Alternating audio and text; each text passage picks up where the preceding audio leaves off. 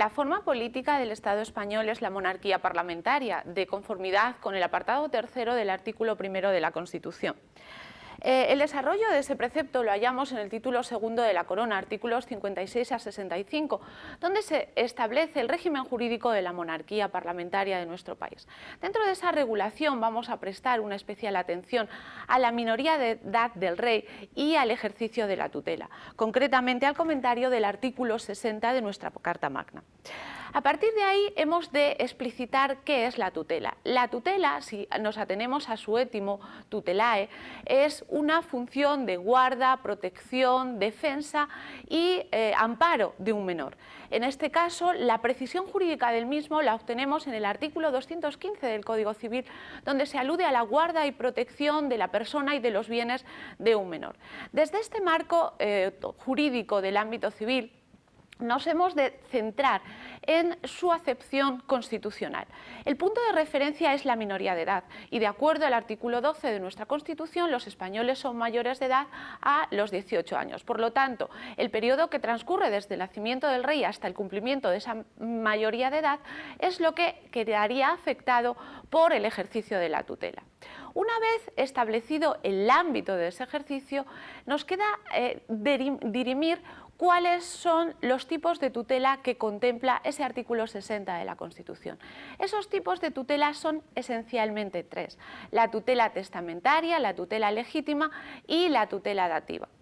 Ambos, o estos tres, operan de una forma subsidiaria. El primero de ellos, la tutela testamentaria, tiene como punto de partida la asignación de tutor al rey menor en función de lo establecido por el rey o la reina difunto en su testamento, con el requisito de que sean mayores de edad y españoles de nacimiento. Aquí se establece una discriminación que la doctrina ha calificado como ininteligible con respecto a la regencia, para el cual, para el cargo de regente, solo se establece ser mayor de edad y español. Se comprende por una explicitación o por una determinación.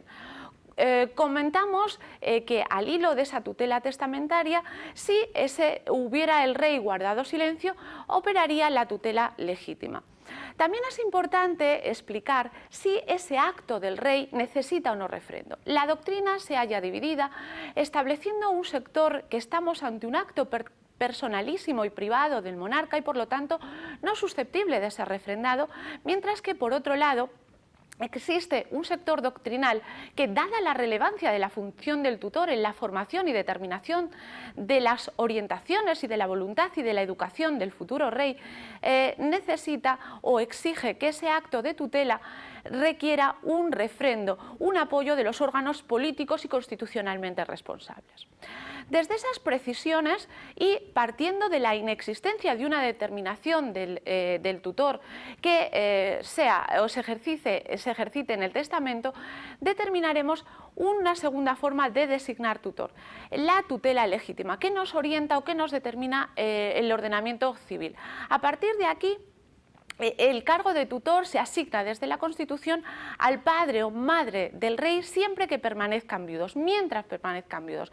Es decir, se exige que el cónyuge superstite no haya contraído nuevas nupcias y que sea padre y madre del futuro rey.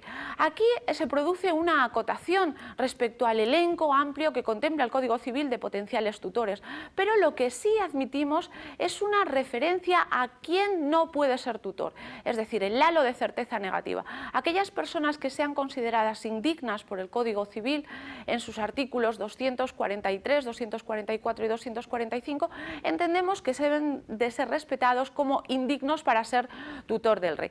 También se plantea una posibilidad y es: ¿podría ser tutor del rey una persona jurídica como contempla el artículo 242 del Código Civil? En principio no hay una delimitación o una prohibición. Finalmente, y de forma subsidiaria respecto a la tutela testamentaria y a la tutela legítima, la Constitución en ese artículo 60 marca como forma de designar el tutor la que denominamos tutela dativa. Son las Cortes Generales quienes han de designar tutor, con la limitación: no podrán acumularse los cargos de regente y de tutor salvo en el padre, la madre o ascendientes directos del rey. Igualmente, el apartado 2 de ese artículo 60 establece una limitación limitación que la figura del tutor no podrá ser compatible con el desempeño de un cargo o representación política. Por lo tanto, quien pueda ser tutor o quien tenga la consideración de tutor, si ostenta esos cargos, deberá renunciar previamente a ellos. Es importante aquí afirmar que en esa denominación o determinación de la condición de tutor por parte de las Cortes Generales no operaría el límite establecido por el constituyente para la tutela testamentaria de ser español de nacimiento. Por lo tanto, si las Cortes Generales estiman que un extranjero puede ser tutor, estaría avalado por nuestro marco constitucional.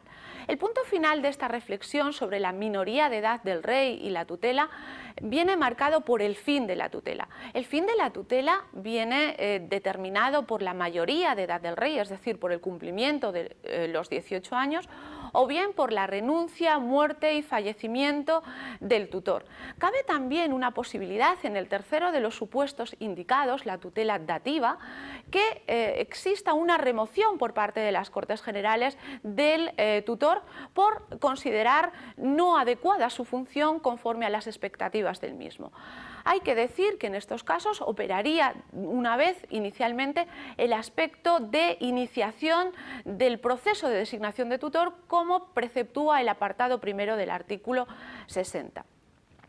Como punto final hay que hacer una indicación, una lectura entre líneas de ese precepto, que el constituyente tiene una predisposición por unir a la figura del regente y la figura del tutor, en un afán de dotar de estabilidad y equilibrio de estas figuras complementarias del régimen jurídico de la monarquía, especialmente lo que concierne a la minoría de edad y a la designación de las personas que guardan y protegen la figura del rey y la institución, por tanto, de la jefatura del Estado.